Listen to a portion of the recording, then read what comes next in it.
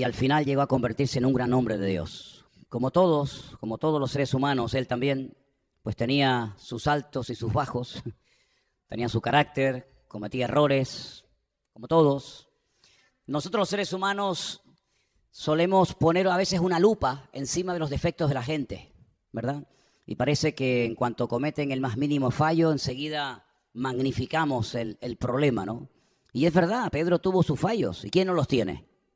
¿Quién no los tiene? Y Pedro cometió sus errores y sus pecados y negó al Señor. Todo eso lo sabemos. Pero lo que también tenemos que recordar es que Pedro era un hombre que quería cambiar. Y yo te hago una pregunta a ti esta tarde. ¿Tú quieres cambiar? Porque hay gente que no quiere cambiar. Parece una pregunta tonta, ¿no? ¿Quién no quiere cambiar? Bueno, hay gente que no quiere cambiar. Hay gente que dice, yo soy así. Y con eso se justifica. Mi padre era así, mi abuelo era así, en mi familia siempre hemos sido así.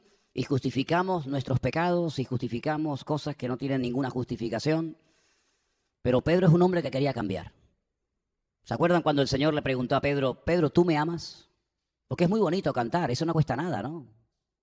Cantar, ¿qué cuesta? Nada. Tocar las palmas, levantar las manos, venir a una iglesia.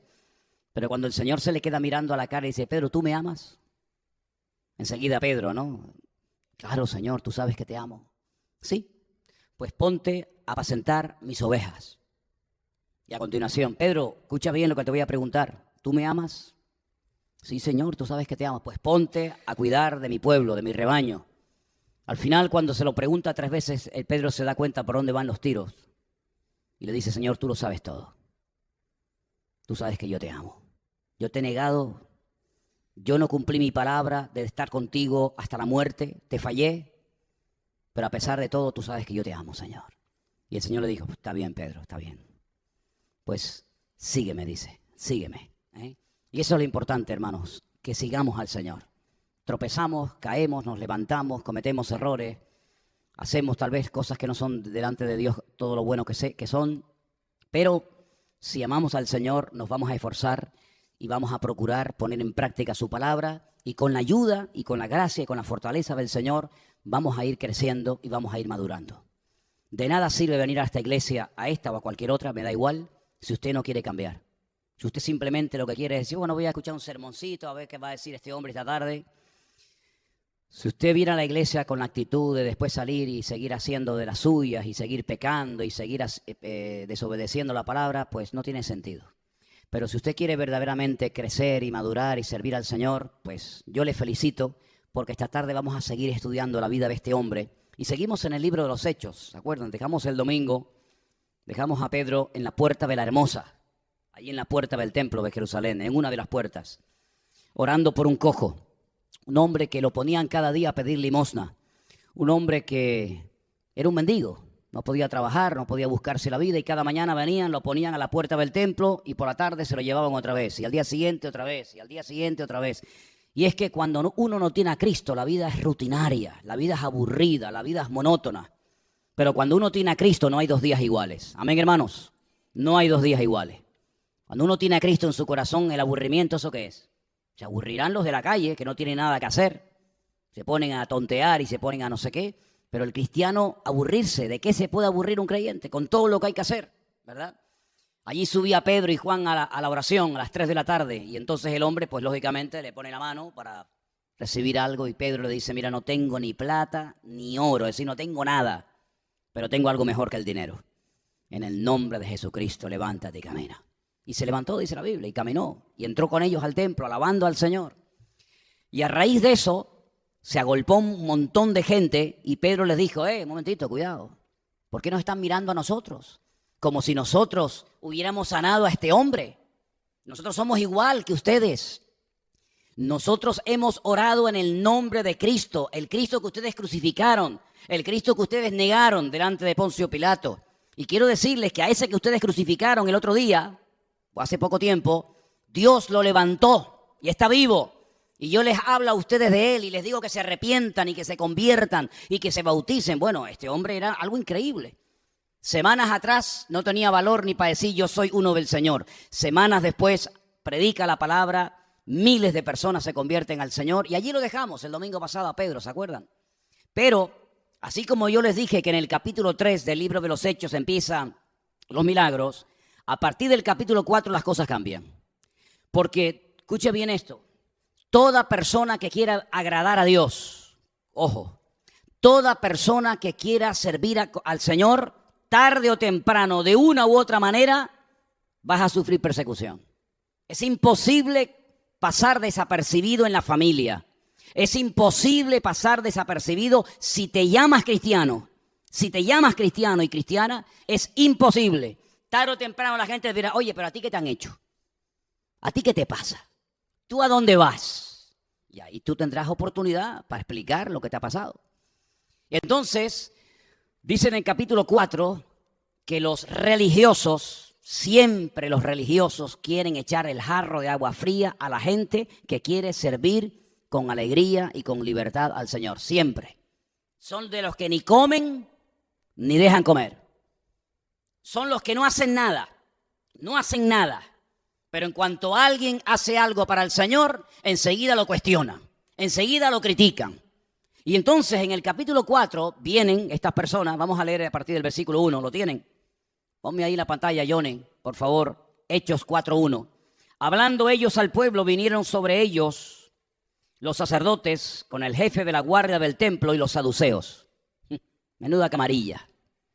Resentidos, en vez de estar alegres de que en la ciudad las cosas están cambiando, los enfermos son sanados, se predica la libertad del evangelio, en vez de venir los religiosos y decir, oye, ya era hora tú.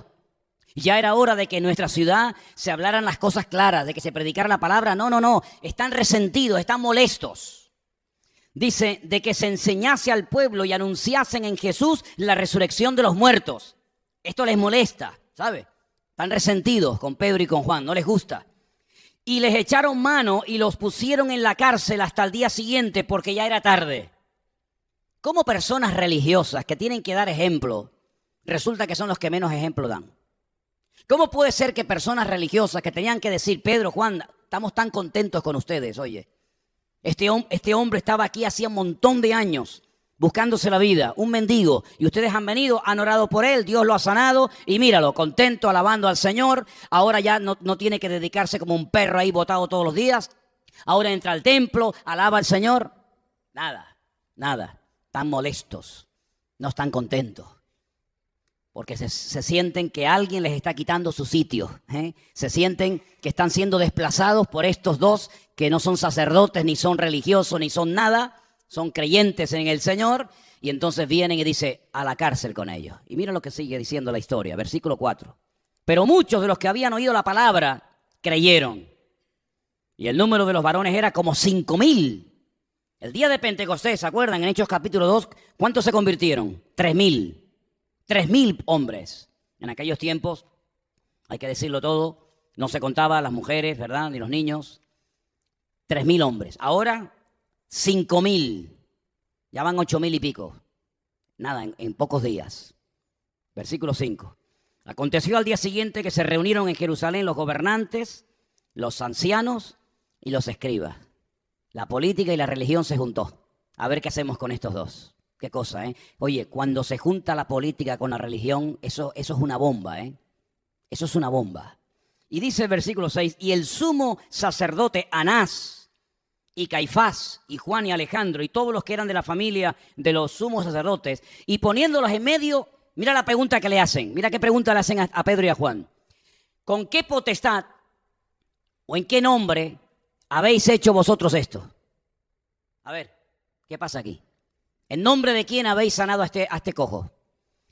Y entonces Pedro, lleno del Espíritu Santo, les dijo, versículo 8, gobernantes del pueblo y ancianos de Israel, puesto que hoy se nos interroga acerca del beneficio hecho a un hombre enfermo, de qué manera haya sido sanado, sea notorio a todos vosotros y a todo el pueblo de Israel, que en el nombre de Jesucristo de Nazaret, a quien vosotros crucificasteis y a quien Dios resucitó de los muertos, por él este hombre está en vuestra presencia sano.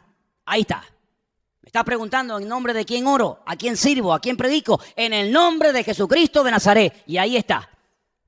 Ustedes con toda su parafernalia y con toda su religión y con todos sus rezos y con todas las historias, entraban y salían del templo y ni le hacían caso a este pobre hombre. Y nosotros llegamos y en el nombre de Jesucristo oramos por él y ahí está el milagro para la gloria de Dios.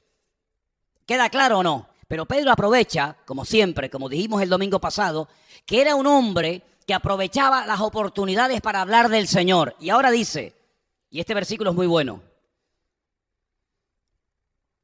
sea notorio a todos que en el nombre de Jesucristo de Nazaret, este Jesús es la piedra reprobada por vosotros los edificadores, la cual ha venido a ser la cabeza del ángulo. Y cita el Salmo 118, versículo 22. ¿Cómo sabía este hombre de Biblia, No hay ni un solo mensaje que él dé que no mencione la palabra. En cada mensaje siempre menciona la Biblia. Y te vuelvo a recordar lo que te dije el domingo. No tenía una Biblia como tú y como yo en la mano. Eso fue siglos después. Se la sabían de memoria. De memoria. Y dice, ¿saben lo que pasa? Que la piedra del ángulo que ustedes desecharon, al final vino a ser la piedra más importante. Déjame que te explique esto, porque esto, los que no saben de Biblia, les puede sonar a chino.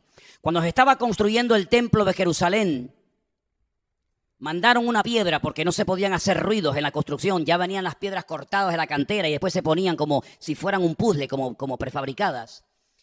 Y ellos dijeron que una piedra que habían mandado de la cantera venía defectuosa, que no servía. Y cogieron la piedra y la tiraron al torrente de Cedrón. Los que han estado en Jerusalén conmigo saben de lo que estoy hablando, ¿verdad? El templo está aquí, aquí está el Monte de los Olivos y en medio, ¿qué hay? El torrente de Cedrón. Cogieron la piedra y dijeron, esta piedra está mala, no sirve. Cogieron y la tiraron al fondo del barranco. Resulta que se equivocaron. La piedra no venía defectuosa, pasa que ustedes no saben cómo se monta. Porque no es una piedra normal y corriente, es la cabeza del ángulo, es la que cierra. Es la piedra más importante de todo. Y ahora tienen que ir abajo al barranco, reconocer que se han equivocado, subirla y colocarla donde tiene que ir, en la cabeza del ángulo. Y ahora Pedro dice, así como ustedes desecharon la piedra, ahora resulta que ustedes también han desechado y han tirado y han negado al Señor Jesucristo. Pero ese Jesucristo que ustedes negaron y crucificaron, Dios lo ha resucitado de los muertos y ahora es la cabeza del ángulo, lo más importante de la vida de un ser humano. ¿Cuántos dicen amén? Increíble, tremendo. Dice aquí, en ningún otro hay salvación. Esto es fuerte, En ningún otro hay salvación. Y sigo leyendo. Porque no hay otro nombre bajo el cielo dado a los hombres en el que podamos ser salvos. Este versículo usted se lo tiene que aprender de memoria. Es uno de los primeros versículos que uno aprende de memoria cuando empieza a leer la Biblia. Hechos 4:12. En ningún otro hay salvación, porque no hay otro nombre bajo el cielo dado a los hombres en el que podamos ser salvos. Nadie puede salvar y perdonar los pecados del hombre más que solamente Jesucristo. ¿Cuántos dicen amén? Nadie más. Y Buda no sirve para nada. Y Mahoma para nada. Entonces nadie puede perdonar los pecados del ser humano más que Dios, más que Cristo. Se lo estoy diciendo. ¿Qué es lo que no entiende? Está claro, ¿no? Solamente Cristo lo puede hacer. Bueno, y la gente que adora, no lo sé, eso es problema de Dios.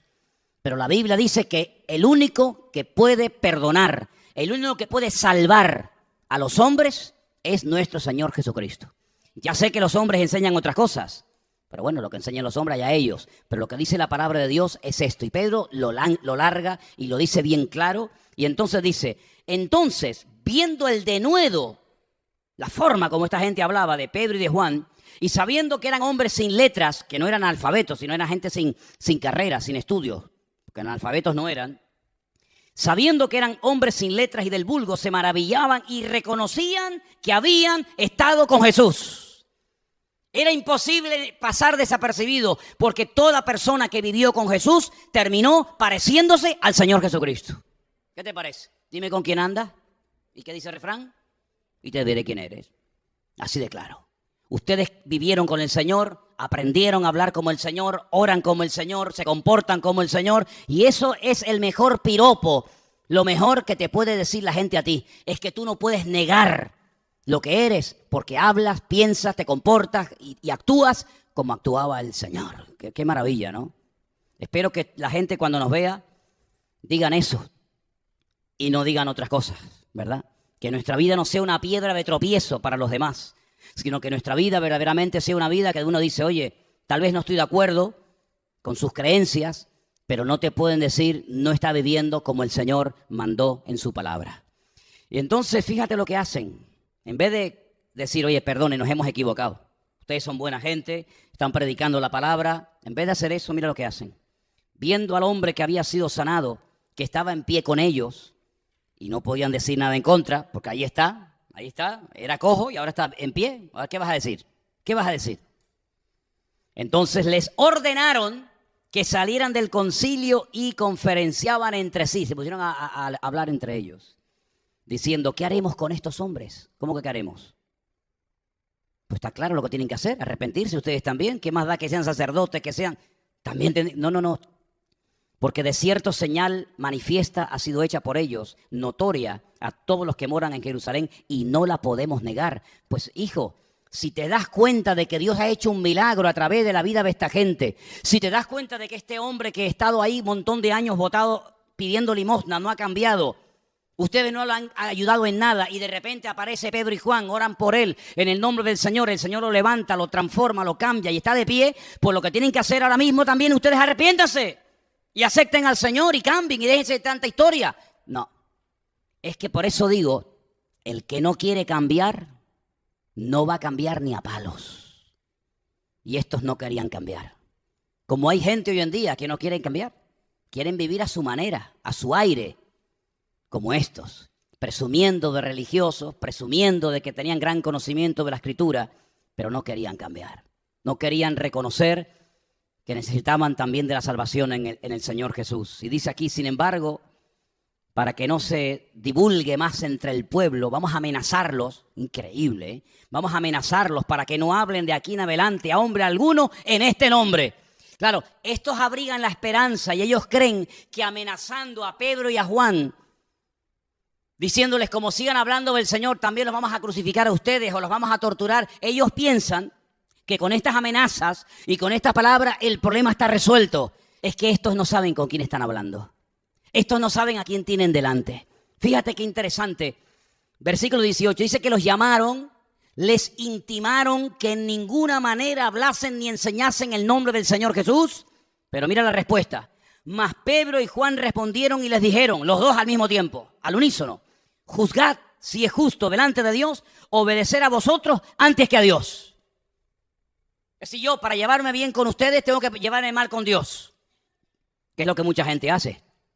Para llevarse bien con la familia, para llevarse bien con los colegas, para llevarse bien con la gente, pues si no obedezco a Dios, pues no pasa nada. Pero así me llevo bien con la gente. Pero estos no son así. A estos no se les puede mangonear tan fácilmente. Y entonces dice en el versículo 20, porque no podemos dejar de decir lo que hemos visto y lo que hemos oído. ¿Cuántos dicen amén? No vamos a callarnos. Me da igual lo que nos digan, me da igual lo que nos hagan. No vamos a callarnos. Ellos entonces les amenazaron, les soltaron, no hallando ningún modo de castigarles por causa del pueblo, porque todos glorificaban a Dios por lo que había hecho, ya que el hombre en quien se había hecho este milagro de sanidad tenía más de 40 años. Es decir, la evidencia estaba delante. Es un hombre mayor de edad, un hombre ya con 40 años, que todo el mundo conoce, todo el mundo sabía a lo que se dedicaba, y ahora, como no quieren convertirse, como no quieren reconocer el milagro, como no quieren cambiar, dicen, a partir de ahora queda prohibido hablar del Señor Jesucristo. A partir de ahora no me oren por nadie, a partir de ahora no me vayan por las calles hablando a la gente de que Cristo murió, de que al tercer día resucitó. A partir de ahora, tranquilitos. A partir de ahora, calladitos la boca. ¿Surtió efecto la amenaza de los sacerdotes? En absoluto, en absoluto. Estos no se callaban ni debajo del agua. De hecho, cuando leemos las cartas de Juan, cuando leemos las cartas de Pedro, siguen hablando, aunque ya están en la presencia del Señor, ¿te das cuenta? Y entonces, ¿qué es lo que hacen estos hermanos? Han sido amenazados por las autoridades políticas y por las autoridades religiosas. ¿Qué van a hacer a partir de ahora? Bueno, lo que tenemos que hacer cuando tenemos problemas los cristianos. ¿Qué tenemos que hacer? ¿Amargarnos? ¿Desesperarnos? ¿Quejarnos? No. Ellos hicieron lo que nosotros tenemos que hacer en todo momento y en toda situación. Vamos a ver qué hicieron. Versículo 23. Puestos en libertad, ya están libres, vinieron a los suyos y les contaron todo lo que los principales sacerdotes y los ancianos les habían dicho. Mira, nos ha pasado esto, esto y esto y esto. Fuimos al templo a orar.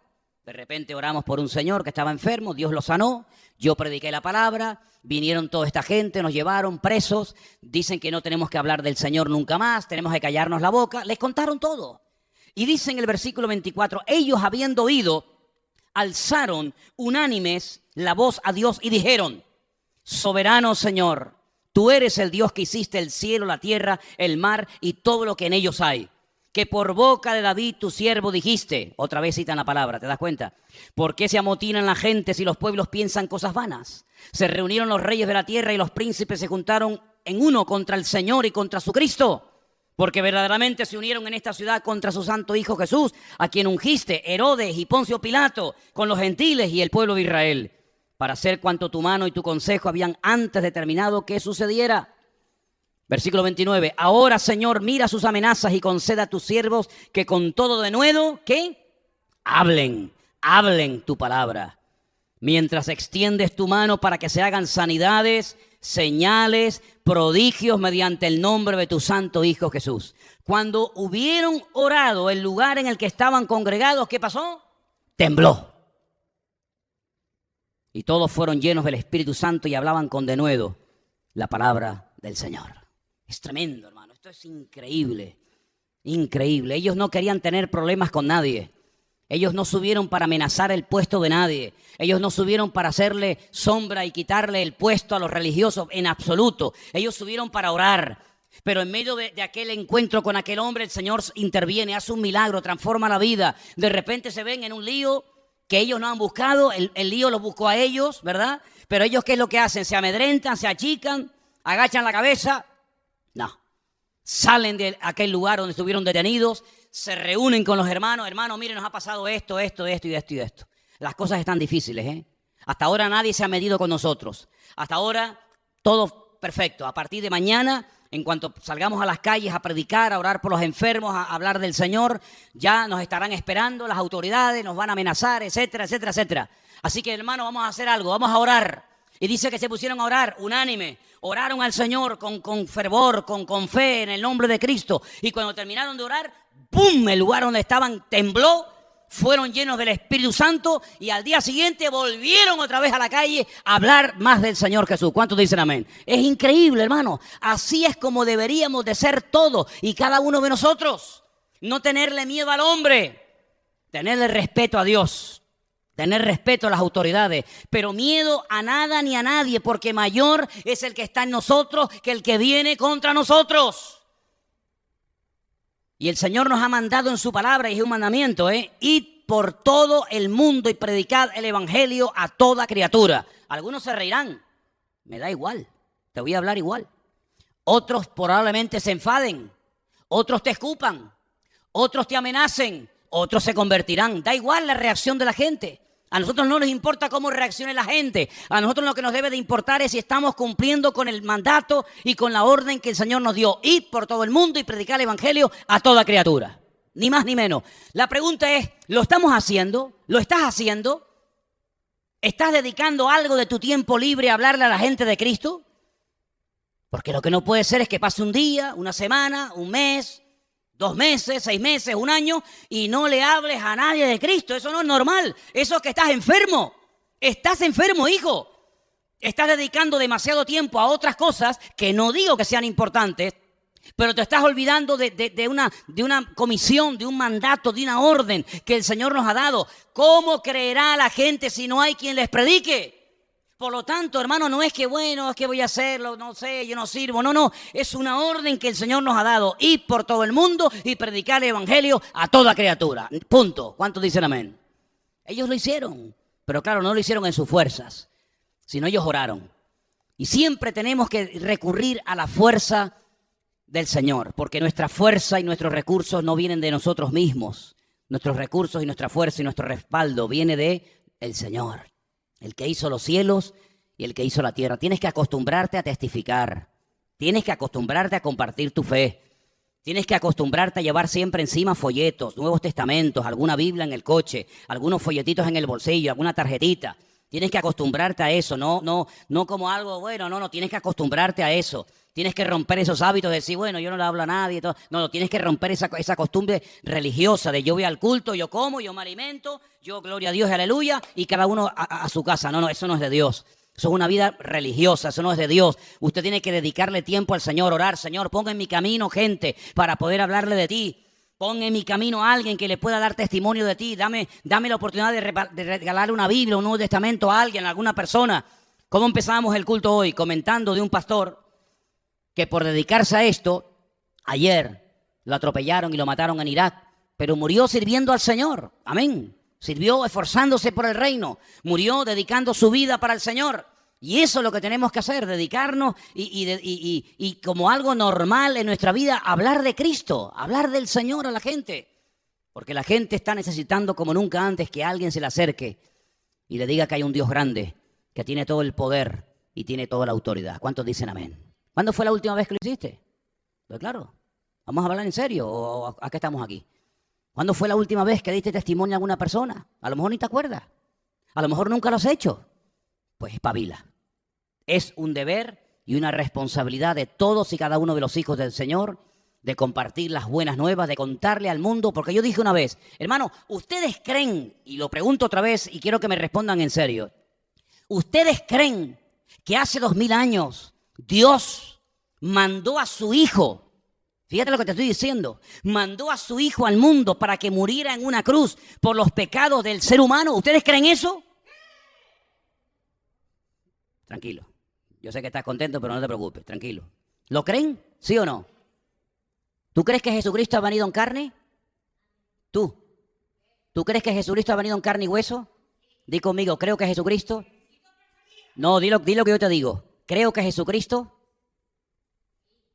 Dilo conmigo. ¿Creo que Jesucristo, que ha venido en carne y ha muerto en una cruz y ha resucitado el tercer día? Y Él es el Señor de señores y el Rey de reyes. Ok, muy bien. Entonces endemoniado no está.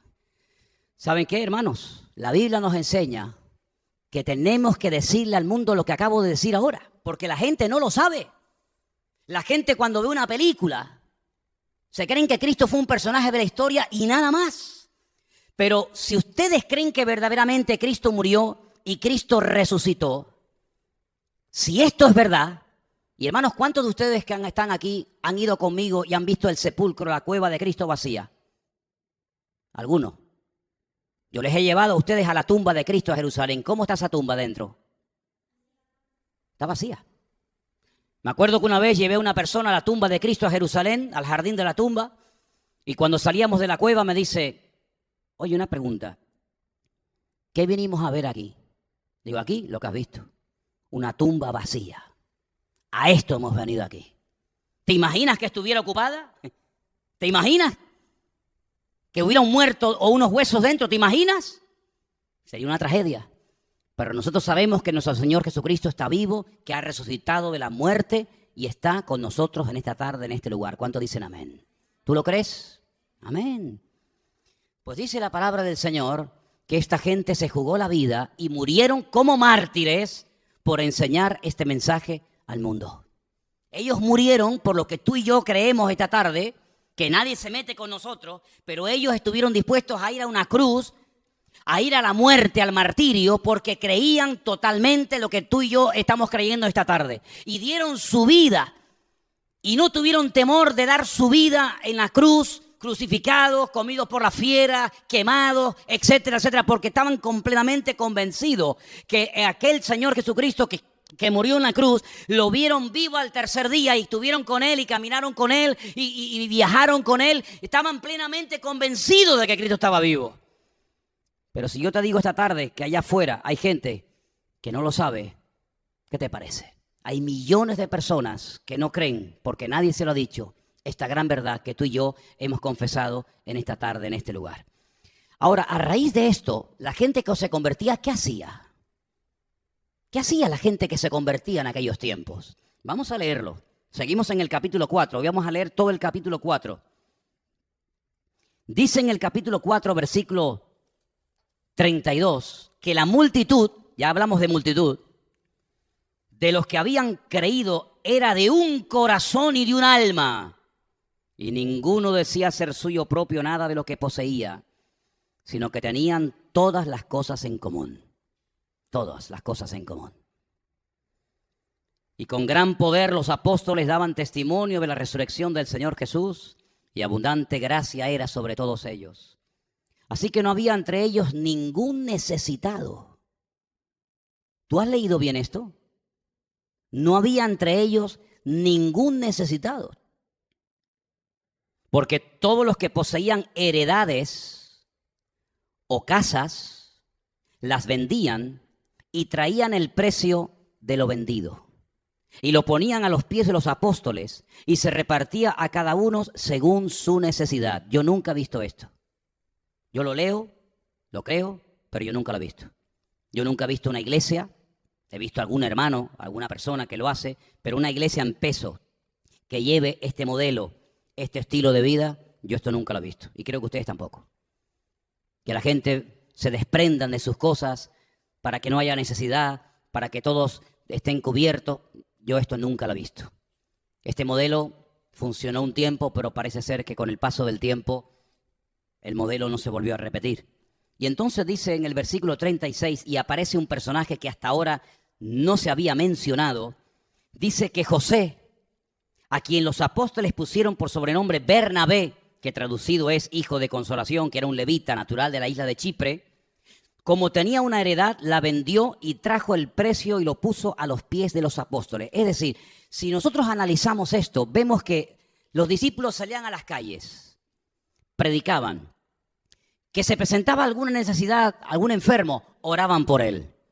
El Señor se glorificaba, el Señor hacía el milagro allí en la calle. Automáticamente la gente venía. Digo, ¿qué pasó? ¿Qué pasó? No, que un ciego, no, que un mudo, no, que un paralítico. Entonces, cuando se juntaba la gente, esta gente decía, vamos a aprovechar la oportunidad, ya que no entran ya que no vienen con nosotros, pero están aquí, de espectadores, de curiosos, se les predicaba la palabra. Dice que la gente, las multitudes, al final lo que hacían es que le enseñaban un modelo, un estilo de vida que nunca en la vida habían visto en Israel ni en el mundo entero. Vivían juntos, compartían todas las cosas. Dice la Biblia que había un tal José, que después lo llamaron Bernabé, que significa hijo de consolación, que tenía una finca, una heredad, que la vendió y la trajo a los pies de los apóstoles. Cuidado, porque este Bernabé va a ser un personaje del cual hablaremos en las próximas semanas. Porque este es el personaje que después se dedicaría a viajar con el apóstol Pablo, ¿sí? Con el apóstol Pablo por diferentes lugares llevando la palabra. Este fue el hombre que se entera de que había una conversión impresionante de un rabino, de un religioso muy, muy famoso, muy conocido, que se ha convertido, pero bueno, como que nadie le hace caso, le tienen incluso algunos miedo, y dice que fue a buscarlo. Y entonces se lo lleva y lo presenta a los hermanos. Sí, este Bernabé va a ser un personaje muy, muy interesante, Dios mediante, en las próximas semanas. Pero a lo que voy, ellos predicaban la palabra, oraban por los enfermos. Fíjate todo lo que hacían, oraban por los enfermos. Dios se glorificaba, predicaban la palabra. Y luego lo que hacían es que le enseñaban a la gente a vivir de una forma diferente. Y yo una de las cosas que he dicho en predicaciones cuando he salido por ahí es lo siguiente. Yo veo que la mayoría de la gente que se convierte, incluido ustedes, con el tiempo saben más o menos cómo comportarse de puertas para adentro. Es decir, ustedes aprenden cómo es un culto, cómo es una iglesia, cómo se canta, cómo se entra, cómo se sale, cómo se comporta uno, cómo no se comporta uno, ¿verdad? Pero la Biblia no solamente nos enseña a vivir de puertas para adentro, sino que la Biblia enfatiza mucho cómo tiene que ser nuestra vida de puertas para afuera. Porque aquí durante la semana, ¿cuántas reuniones tenemos como iglesia? 2. Los jueves a las 7 y los domingos a las 6:30. Y después los chicos, los jóvenes se reúnen los sábados. Es decir, que el tiempo que tú y yo pasamos, si viniéramos a todos los cultos, el tiempo que pasamos de puertas para adentro es muy corto, muy pequeño, en proporción al tiempo que pasamos fuera del local que hemos dedicado para predicar y para aprender la palabra de Dios.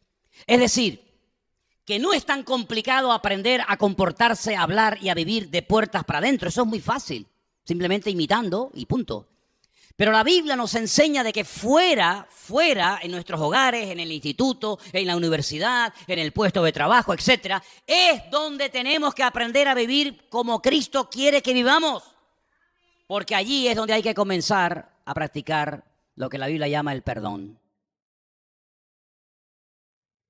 Allí es donde hay que comenzar a practicarlo.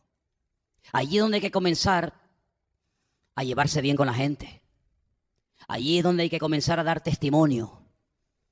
Allí es donde hay que comenzar a dar un ejemplo al mundo de que Cristo, según algunos dicen, le ha cambiado por dentro. Pero yo veo que en el Evangelio no solamente se enfatiza el cambio interior, sino también el cambio por fuera. El cambio por fuera. No hay un refrán que tiene el mundo que dice, una imagen vale más que 1000 palabras. ¿Sí o no? ¿Lo conocen? ¿Vale? ¿Cómo vives tú fuera de la iglesia? ¿Te emborrachas? ¿Mientes?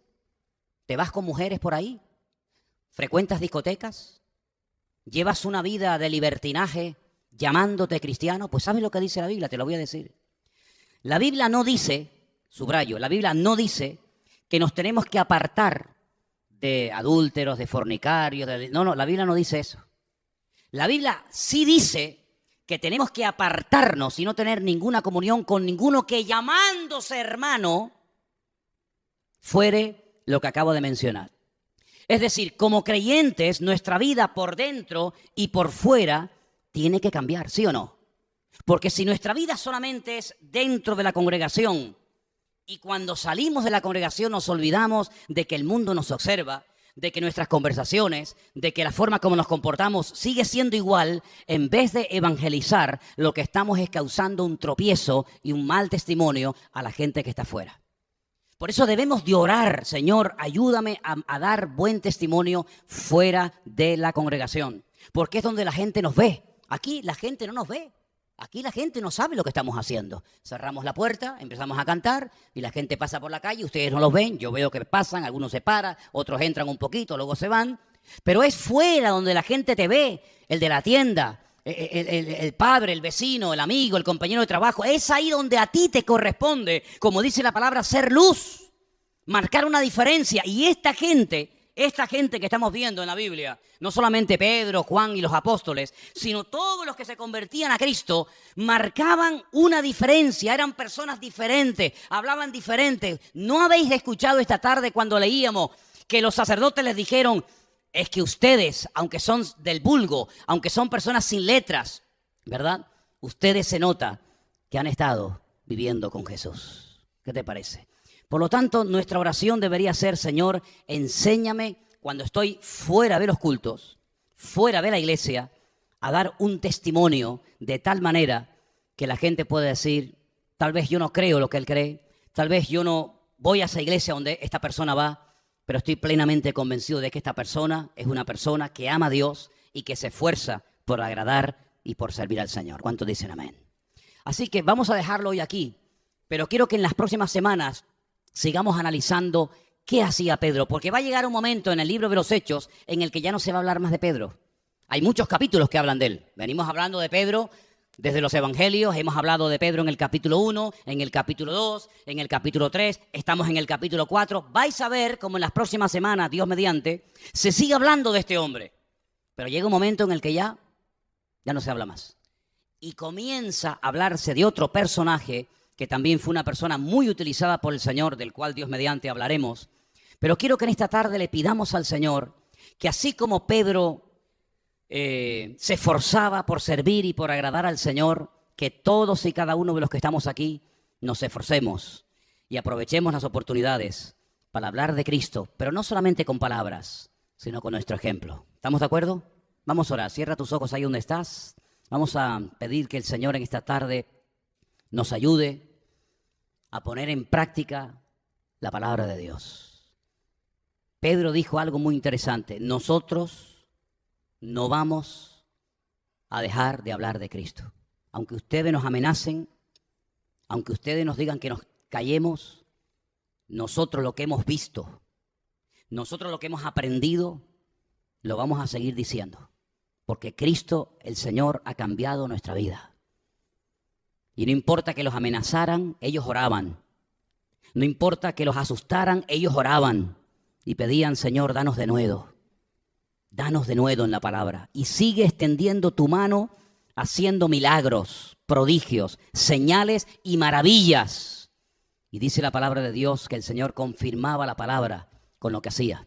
Y queremos en esta tarde, Dios mío, pedirte de todo corazón que tú nos des de nuevo en la palabra, que podamos esforzarnos para que juntos podamos dar testimonio a este mundo perdido de que Cristo vive, de que Él ha cambiado nuestra vida y que tú quieres cambiar los corazones de todas aquellas personas que se acercan a ti, Señor.